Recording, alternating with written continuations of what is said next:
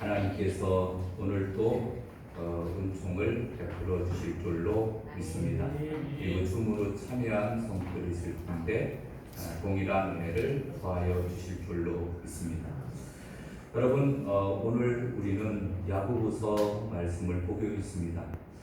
야고보서는 주님의 형제였던 야고보가 기록을 했습니다.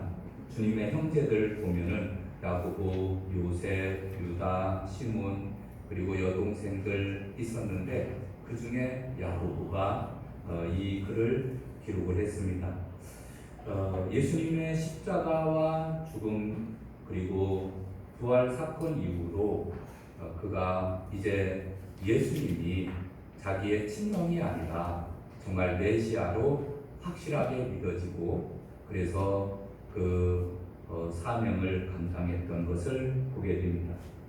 여러분 1절 말씀 보게 되면 하나님과 주 예수 그리스도의 종 야고보는 흩어져 있는 12지파에게 문안하노라 라고 말씀해 주고 있습니다. 여기서 보면은 예수 그리스도의 종이다 라고 하는 말씀이 나옵니다. 자신은 예수님 그 앞에 비천한 노예와 같은 종이라고 하는 그러한 존재임을 그가 깨닫게 되었습니다. 그래서 그가 이렇게 고백을 하고 있는 것을 보게 됩니다. 그런데 이제 그때 당시에 많은 그러한 시험이 있었습니다. 예루살렘 교회를 보게 되면은 흩어지기 전에 예루살렘 교회는 성령 충만함을 받은 교회였습니다. 기사와 표적이 일어났고 재산과 소유를 팔아 각 사람의 필요를 따라 나눠주고 날마다 마음을 같이하여 성전에 모이기를 힘쓰며 떡을 떼며 기쁨과 순전한 마음으로 음식을 먹고 하나님을 찬미하며 열심히 신앙생활을 잘 했습니다. 그래서 하루에 3,000명씩 회개하고 세례를 받는 역사도 일어났습니다. 표적과 기사가 많이 일어나고 큰 무리가 예수님께 돌아왔습니다. 예루살렘 교회가 이제 그러던 예루살렘 교회가 이제 큰 박해가 찾아오게 됩니다. 대제사장과 유대인들을 사도들이 사로잡아다가 옥에 가두고 스데반과 집사님들을 돌로 쳐 죽이는 역사가 있었습니다. 사울이라는 사람은 혈기등등하여 남녀를 막론하고 그들을 결박하고 그들을 죽이는 그러한 일들까지 벌어지게 됩니다. 예루살렘 교회는 이제 이러한 박해에 의해서 사방으로 흩어지게 됩니다. 유대와 사마리아 땅끝까지 흩어지게 되어지는데 흩어진 그곳에서 그들은 여러 가지 시험을 당했던 것을 보게 됩니다. 여러분 1절에 보면 야고보는 흩어져 있는 12지파에게 문안하노라. 내 형제들아 너희가 여러 가지 시험을 만나거든 온전히 기쁘게 여기라 라고 하는 말씀을 보게 되면은 그들은 많은 시험이 있었음을 나타내 주고 있습니다. 여러분 흩어져 있다. 이것은 어떤 의미냐면은 평안이 없는 불편하고 불안하고 고통이 있는 그러한 상태를 의미해 주고 있습니다. 뭉쳐 있는 것은 어딘가 뭉쳐서 하나 되는 것에는 힘이 있고 사랑이 넘치고 소망이 넘치는 그러한 공동체였지만 그러나 흩어져서 뿔뿔이 흩어져서 고통 가운데 불안 가운데 보내고 있는 그러한 나날들을 보여주고 있습니다. 유대인들은 그들을 추격하여 괴롭히고 잡아 가두고 죽이기까지 했습니다. 그래서 그들은 숲속이나 굴 속에 숨었습니다. 예배를 드릴 때는 말씀을 가르치는 사도도 없었습니다. 소리내어 찬송을 부르거나 기도도 할 수 없는 형편이었습니다. 견디기가 어려운 그러한 고통의 수준이었음을 나타내주고 있습니다. 여러분, 이 예루살렘 교회가 부흥하고 성장하다가 한 10,000명, 20,000명, 30,000명 대략적으로 30,000명 정도 모이는 그러한 교회였다. 이렇게 역사가들은 그렇게 말하고 있습니다. 그런 교회가 환난과 핍박을 인하여서 각지로 흩어지고 그리고 많은 어려움이 찾아오게 됩니다. 그럴 때 야고보는 이 지금 흩어져 있는 사람들에게 시험을 당하거든 기쁘게 여기라 라고 말씀해 주고 있습니다. 그래서 시험을 대적하고 싸우라 라고 하지 않고 시험을 당했을 때는 온전히 기쁘게 여기라 라고 말씀해 주고 있습니다. 이것은 기쁘게 여긴다라고 하는 말은 자랑하고 싶어서 견딜 수 없는 기쁨으로 충만한 상태를 나타내 주고 있습니다. 여러분, 자랑하고 싶어서 견딜 수 없는 상태? 무엇을 자랑할까요? 여러분, 내가 예수 믿고 구원받아서 천국의 소망을 가지고 있는 것을 환난 가운데서도 기뻐하라 라고 하는 것을 말씀해 주고 있습니다. 성경을 보게 되면은 내용을 보게 되면 크게 두 가지로 요약할 수 있습니다. 어떻게 하면은 우리가 구원을 받을 수 있느냐? 그래서 구원에 대한 이야기를 하고 있습니다. 그런데 이 구원에 대한 이야기는 로마서가 답입니다.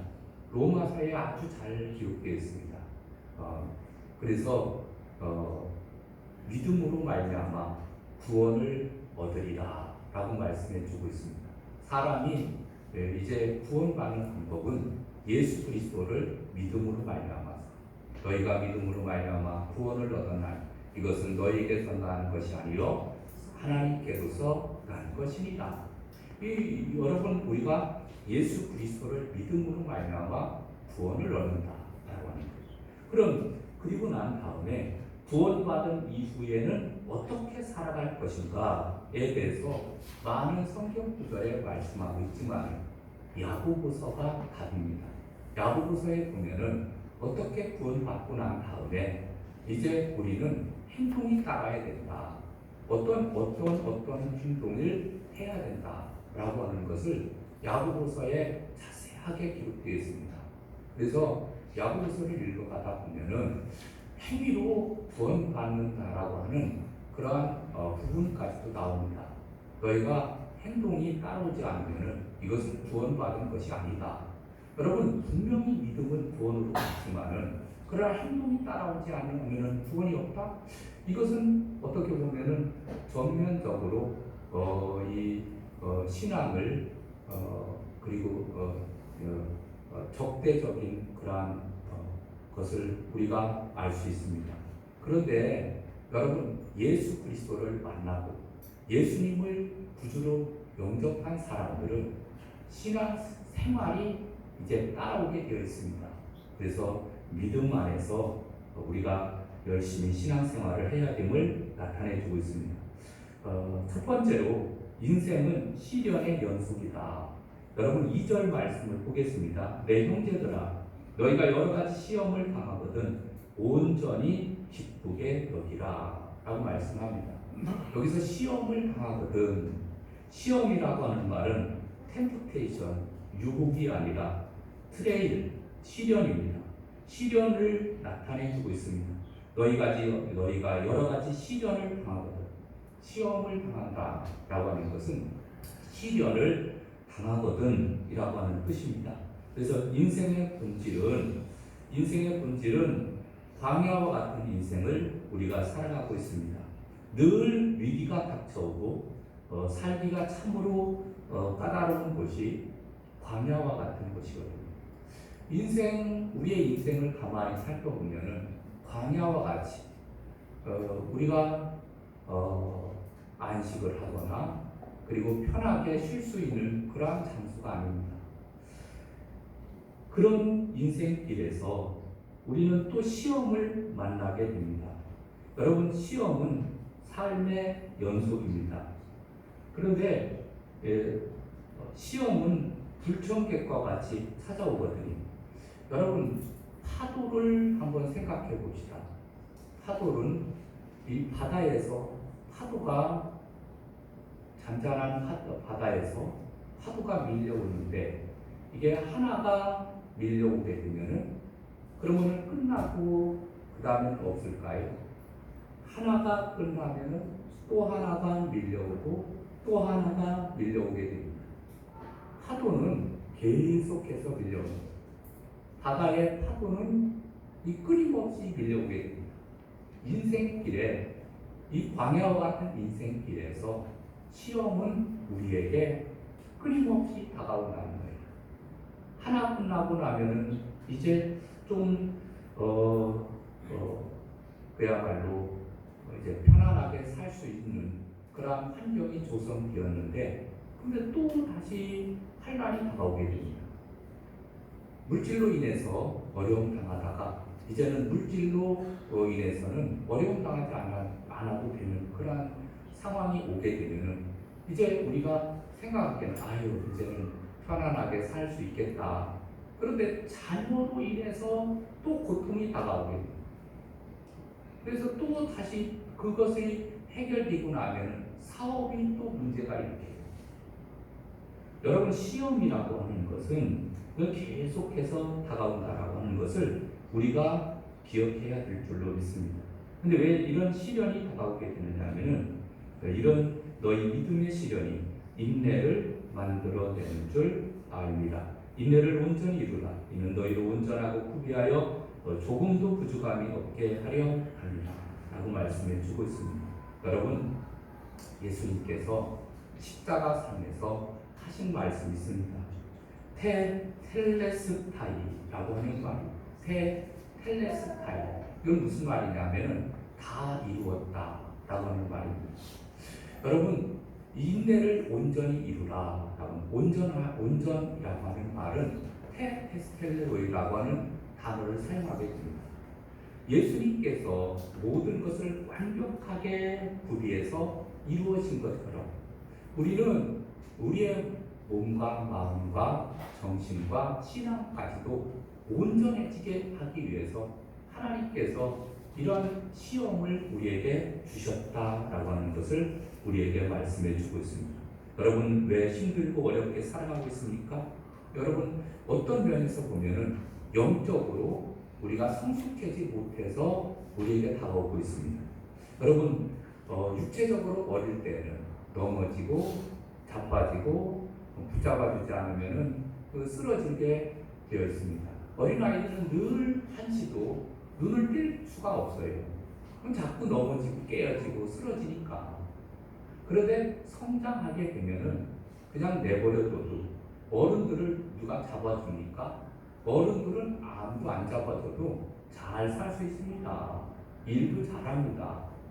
그런 의미에서 보면은 영적으로 어린아이와 같은 사람들에게 시험이 다가오게 된다는 거예요. 시험과 환난이 다가오는 것은 그걸 딱 보면 하나님께서 내가 어린아이와 같은 심령이고 어린아이와 같은 사람이기 때문에 나에게 뭔가 다듬어질 것이 있어서 이런 시험을 주시는구나, 이렇게 생각을 하면은 우리는 큰 유익이 될 줄로 믿습니다. 여러분, 고린도전서 11장 1절에 내가 그리스도를 본받는 자인 것 같이 너희는 나를 본받는 자가 되라 라고 말씀합니다. 여러분, 우리도 이제는 예수님을 본받아서 또 바울을 본받아서 우리도 온전해지는 일에 더욱더 힘써야 될 줄로 믿습니다. 고린도후서 6장 10절에 보면은 아무것도 없는 자 같으나 모든 것을 가진 자로다 라고 말씀합니다. 주님만 있으면, 하나님만 있으면 100% everything, 모든 것이 다 이루어지는 줄로 믿습니다. 여러분, 우리가 주님께서 나와 함께하고 계시면은 우리 만사 형통한 거예요. 환난이 오거나 역경이 오거나 고난이 오거나 사업이 망하거나 전혀 그거하고 상관없습니다. 여러분, 하나님께서 나와 함께하고 계시게 되면은 이러한 모든 환경은 때로는 우리를 넘어뜨리려고 다가오게 되는 그러한 환경을 말해주고 있습니다. 그래서 우리는 쓰러지고 넘어지고 자빠지고 사업이 어려움을 당하고 건강이 망하기도 하고 그래서 많은 어려움을 당합니다. 그런데 한 가지 중요한 것은 예수님만 있으면 모든 시험과 환난을 우리는 넉넉히 이겨나갈 수 있는 줄로 믿습니다. 하나님이 함께 계시는데, 하나님이 나와 동행하고 계시는데 여러분 무엇이 걱정입니까? 이것도 곧 지나가리라. 할렐루야. 여러분 곧 모든 것이 다 지나가게 되는 줄로 믿습니다.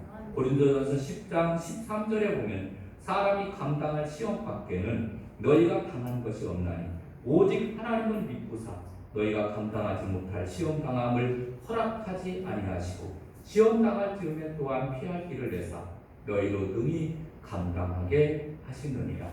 길이 되시고 진리가 되시고 생명이 되시는 예수님께서 함께 하시기 때문에 우리는 넉넉히 이기게 되는 줄로 믿습니다. 두 번째로 시련을 온전히 기쁘게 여겨야 됩니다. 여러분 시험을 당할 때 우리가 어떤 자세로 임해야 되느냐? 시험이 다가왔어요. 시험을 당할 때 우리가 어떤 자세를 가져야 되느냐 하면은 2절을 다시 볼까요? 2절에 보면 내 형제들아 너희가 여러 가지 시험을 당하거든 온전히 기쁘게 여기라 라고 말씀해 주고 있습니다. 진심으로 기뻐하라. 네, 시험이 다가왔을 때 진심으로 기뻐하라. 다시 말하면 시험의 종류가 많잖아요. 물질로 인한 시험도 있고 질병으로 인한 시험도 있고 사람 때문에 당하는 시험도 있고 개인적으로, 가정적으로, 교회적으로, 나라적으로 시험을 당하기도 합니다. 근데 시험이 왔다라고 하는 것을 깨닫는 그 순간부터 우리는 아주 기뻐하는 거예요. 온전히 기뻐하는 거예요. 아이고 참 하나님께서 나에게 이런 시험을 주셨다. 할렐루야 기쁘다. 이렇게 우리가 시험을 받아들일 줄 알아야 된다는 것을 우리가 말씀해 주고 있습니다. 여러분 우리는 시험 당할 때 아이고 이제는 죽었구나 망했구나 이렇게 야단법석을 떨지 말고 넉넉한 마음으로 아이고 하나님께서 나에게 어떤 복을 또 주시려고 이런 환난과 어려움을 주셨는가 하면서 우리가 시험을 당할 때 기뻐하라고 말씀해 주고 있습니다. 그런데 온전이라고 하는 말은 끝까지 기뻐하는 것입니다. 끝까지. 우리가 죽을 때까지 우리의 생명이 다할 때까지 우리는 그것을 기뻐하는 삶을 살아가야 될 줄로 믿습니다. 여러분 순교한 사람들은요 기뻐하며 즐거워하면서 그 순교의 잔을 마셨어요. 그래서 하나님 나라에서 큰 자가 되었던 것을 보게 됩니다. 여러분 온전히 기뻐해야 돼요. 여러분 예를 들면 욥과 욥의 아내를 비교해 보시기 바랍니다. 욥은 엄청난 시험을 당했습니다.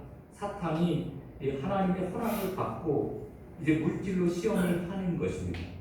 그 많던 가축이 약탈당하고 도둑질을 당하게 됩니다. 또 욥의 사랑하는 10자녀가 사고로 죽었습니다. 그럼에도 불구하고 욥은 하나님을 향해서 원망하거나 주먹질을 하지 않았습니다. 욥기 1장 21절에 보면은 이런 말이 있습니다. 내가 모태에서 알몸으로 나와 싸운즉 또한 알몸이 그리로 돌아가올지라 주신 이도 여호와시오 거두신 이도 여호와시오니 여호와의 이름이 찬송을 받으실지니이다 라고 말씀해 주고 있습니다. 주신 분도 하나님, 거두신 분도 하나님. 하나님께서 주셨다가 거둬가셨다고 해가지고 우리가 하나님을 향해서 원망할 이유는 없어요. 만물의 주재자가 되시는 하나님께서 우리 잠깐 우리에게 기쁨을 주시고 그리고 거둬가셨다고 해서 하나님을 원망할 수 있습니까? 사탄은 물질을 통해서 욥을 쓰러뜨리려고 했습니다. 그러나 이제 또 넘어지지 않으니까 그의 몸을 치게 해달라고 했습니다. 그래서 욥의 발바닥에서 정수리까지 성한 곳이 하나도 없을 정도로 극심한 염증이 돋아났습니다. 욥은 너무나도 가려웠어요. 그래서 기와장을 가지고 자기의 몸을 긁었어요. 긁은 곳에서 피가 나고 그 다음에 그곳에서 이제 썩어서 염증이 생기게 돼요. 그리고 이제 그곳에 구더기가 막 있는 거예요. 그러니 여러분 상상을 한번 해보세요. 자기 몸에서 이 사방이 근지럽고 가려운데 피가 나 긁으면은 또 피가 나고 또 아프고 근데 거기에다가 또 그 파리가 날라들어서 피를 까니까 그 구더기가 막 생기는 거예요.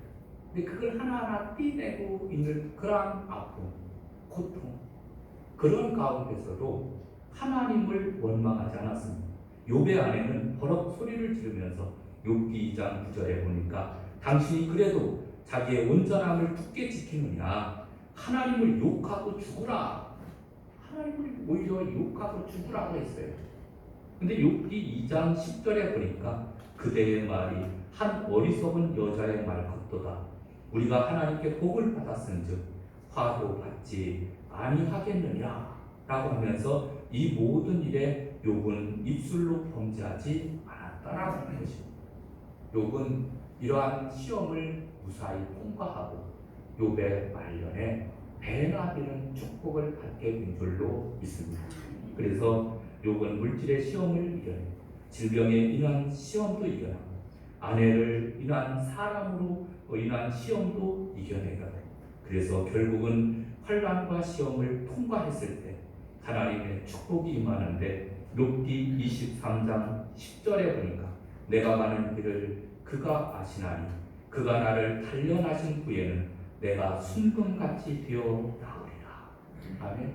여러분 내가 가는 길을 주님은 아세요. 주님은 안다니까요. 하나님께서 내가 지금 고통당하고 어려워하고 힘들고 살아가고 있는 모습들을 다 아십니다. 그리고 하나님께서 그 모든 환난과 역경을 이겨내신 후에는 반드시 순금과 같이 정금과 같이 또 축복을 주시는 줄로 믿습니다. 여러분 환난과 시험이 올 때 우리는 기뻐하면서 잘 이겨나가기를 주님의 이름으로 축원합니다. 믿음이 없이는 하나님을 기쁘시게 하지 못합니다. 믿음이 없이는 하나님을 기쁘시게 하지 못하나니 하나님께 나아가는 자는 반드시 그가 계신 것과 그가 자기를 찾는 자들에게 상 주시는 이심을 믿어야 할 때입니다. 믿고 그냥 의지하면서 나가게 되면은 반드시 그 환난을 통과하게 되어 있습니다.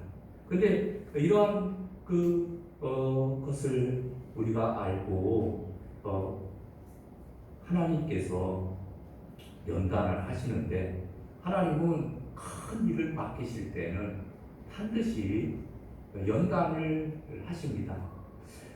하나님은 아브라함에게 복을 주시기 전에 무려 25년 동안 시련으로 연단시키셨습니다. 요셉을 애굽의 통치자로 쓰시기 전에 13년 동안을 그가 시험을 당했습니다.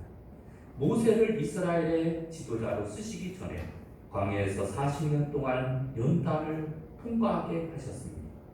그리고 그야말로 민족의 믿음의 지도자로 그리고 민족을 이끌어가는 사람으로 하나님께서 크게 쓰임받은 줄로 믿습니다. 여러분 지금 연단의 기간을 보내고 있는 분들 여러분 너무 염려하지 마시기 바랍니다. 하나님께서 뜻과 승리 가운데 더 큰 축복을 주시고 또 더 크게 쓰시려고 하나님께서 이러한 고난과 역경을 우리에게 주셨다라고 하는 사실을 늘 기억하시고 힘내시기를 바랍니다. 하박국 3장 17절에 보니까 비록 무화과 나무가 무성하지 못하며 포도나무에 열매가 없으며 감람나무에 소출이 없으며 밭에 먹을 것이 없으며 우리의 양이 없으며 외양간에 소가 없을지라도 나는 여호와로 말미암아 즐거워하며 나의 구원의 하나님으로 말미암아 기뻐하리로다 라고 말씀합니다. 이것도 없고 저것도 없을지라도 하나님만 있으면은 만족합니다 라고 하는 그러한 고백이 우리 가운데 있어야 될 줄로 믿습니다. 여러분 우리 인생의 시험이 끝없이 다가오는 거예요. 가난할 때도 그리고 구할 때도 끊임없이 우리에게 다가오는데 우리 삶의 태도를 우리가 분명히 가져야 될 줄로 믿습니다. 세 번째로는 이 시련이 인내를 만들어내기 때문에 그렇습니다. 여러분 2절 3절을 볼까요? 3절 이는 너희의 믿음이 시련이 인내를 만들어내는 줄 너희가 알미라 라고 말씀해 주고 있습니다. 인내를 만들어내는 줄 너희가 알미라. 여러분, 군인은 훈련을 통해서 강해집니다.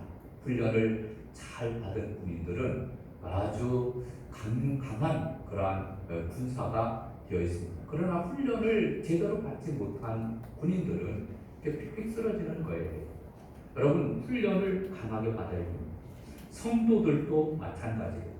성도들도 강하게 쓰임받게 하기 위해서 훈련을 우리에게 주시는 줄로 믿습니다. 시험과 연단과 훈련을 우리에게 주시는데, 여러분, 이럴 때 우리는 인내해야 됩니다. 구약의 이스라엘 백성들을 한번 생각해 보십시오. 저들은 하나님의 은혜로 출애굽을 했습니다. 애국에서 430년 동안 종살이 하다가 출애굽을 하게 되었어요. 그러면은 이제 고생 끝 행복 시작. 그게 즐거운 일만 있습니까? 아니에요. 그들은 노예 근성을 가지고 있었고, 그리고 우상을 숭배하던 나라에서 그야말로 우상 숭배에 찌들어 있는 그러한 상태였습니다. 그래서 그러한 우상 숭배와 그리고 또 노예 근성을 싹 뽑아야 되는데, 그렇게 뽑게 하기 위해서는 많은 연단이 필요했습니다. 근데 그 사람들을 어디로 이끌어갑니까? 하나님께서는 광야로 이끌어갑니다. 광야는 먹을 것이 있습니까? 물이 있습니까? 아무것도 없는 거예요. 근데 물이 먹고 싶다고 하면은 하나님 앞에 기도합니다. 하나님께서 반석을 터뜨려서 물을 내시는 광경을 보면, 우리가 하나님이 없으면 살 수 없구나. 또 날마다 매일마다 우리가 그 양식이 떨어졌잖아요. 그래서 하늘에서 만나가 내려왔습니다. 이 만나는 가시와 같은 희고 동글동글한 것이었습니다. 그것을 가지고 찢고 빻아서 음식을 만들어서 먹었어요. 만나를 매일 내려주지 않으면은 그들은 살아갈 수가 없었습니다. 또 그 광야는 더웠거든요. 또 추웠거든요. 그게 낮에는 더우니까 하나님께서 구름 기둥을 보내주시고, 밤에는 너무 추우니까 불 기둥을 보내주셔서 그들을 보호해 주셨습니다.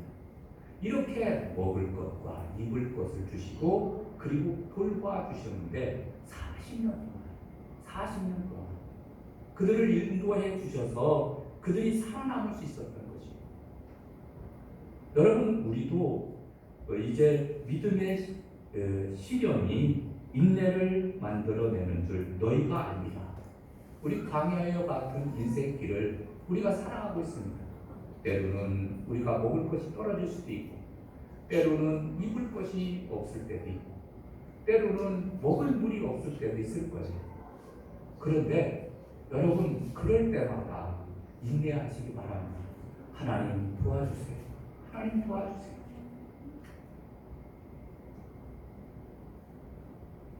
그러면은 하나님께서 우리에게 필요를 다 채워주신다라는 사실입니다. 여러분, 믿음으로 승리하시기를 주님의 이름으로 축원합니다. 금과 은은 순금과 순은으로 만들어내기 위해서 용광로 속에 넣고 재련해야 되는 것처럼 신앙인들도 순수한 신앙, 깨끗한 신앙으로 가득기 위해서 우리에게 인내를 주시는 거예요. 우리가 시험을 가져다 주는 거예요. 여러분, 은과 금은 이게 수백 도의 그 재련 과정을 거칩니다. 그래서 불순물을 하나하나 빼내는 거예요. 여러분, 우리에게 시험이 다가오고 어려움이 다가오는 것은 우리가 너무 의지하는 것들이 많아요. 의지하는 것들이 너무 많으니까 하나님을 제대로 의지하지 못하거든요. 그래서 그거를 빼내는 과정이에요. 왜 우리에게 시험이 오고 왜 우리에게 어려움이 오는가 이거예요. 그 이유를 잘 알게 되면은 우리는 그 시험을 넉넉히 이기게 되는 줄로 믿습니다.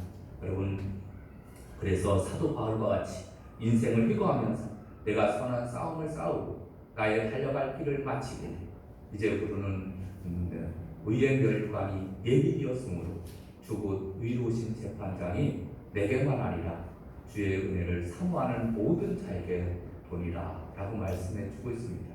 여러분, 우리가 달려갈 길을 마치고 우리가 모든 시험을 통과한 뒤에 우리는 천국에 들어가서 우리가 기뻐하며 즐거워하며 영생 천국을 누리게 될 줄로 믿습니다. 여러분, 인내하면서 우리가 살아가시기를 바랍니다. 그리고 하나님께서 이 인내한 자에게 4절에 보면은 인내를 온전히 이루라. 이는 너희로 온전하고 구비하여 조금도 부족함이 없게 하려 함이라 라고 말씀해 주고 있습니다. 여러분, 우리에게 참 좋은 것을 주시는 그런 하나님을 인하여 우리가 기뻐하며 즐거워하며 살아가야 될 줄로 믿습니다. 아브라함에게는 그 큰 비전을 주셨습니다. 하늘의 별과 같이 또 바다의 모래알과 같이 땅의 티끌과 같이 많은 후손을 주겠다. 그리고 번창하게 해주겠다. 이렇게 말씀을 하셨습니다. 그리고 나서 그는 여러 가지 많은 시험을 통과하게 하셨습니다. 심지어는 자기 아들을 독생자죠. 100세에 얻은 아들 그 이삭을 모리아산에 제물로 바치라 했을 때 아브라함은 이삭을 데리고 모리아산으로 올라갑니다. 그래서 아들을 묶어놓고 그리고 제단 위에다가 이 아들을 바치는 거예요. 그리고서 칼을 들어서 잡으려고 하니까 아브라함아 내가 네 아들보다도 100세 때 얻은 아들보다도 나를 더 사랑하는 줄 알았다. 그러면서 순양을 준비하셔서 잡게 하시고 잔치를 벌이게 하신 것을 여러분, 우리는 이러한 삶 가운데서 우리가 무엇을 알 수 있느냐면 믿음만 있으면 환난과 역경이 오고 어려움이 오더라도 하나님을 믿는 믿음만 있으면 모든 환경을 다 이겨나갈 수 있다라는 것을 우리가 생각하게 됩니다. 여러분, 이제 9월달을 맞이했습니다. 9월달에는 더욱더 주님 다시 오실 때까지 인내의 길을 걸어가는 저와 여러분 되시기를 주님의 이름으로 축원합니다. 기도하시겠습니다. 하나님 아버지 감사합니다. 하나님, 너희의 믿음이 시련이 인내를 만들어내는 줄 너희가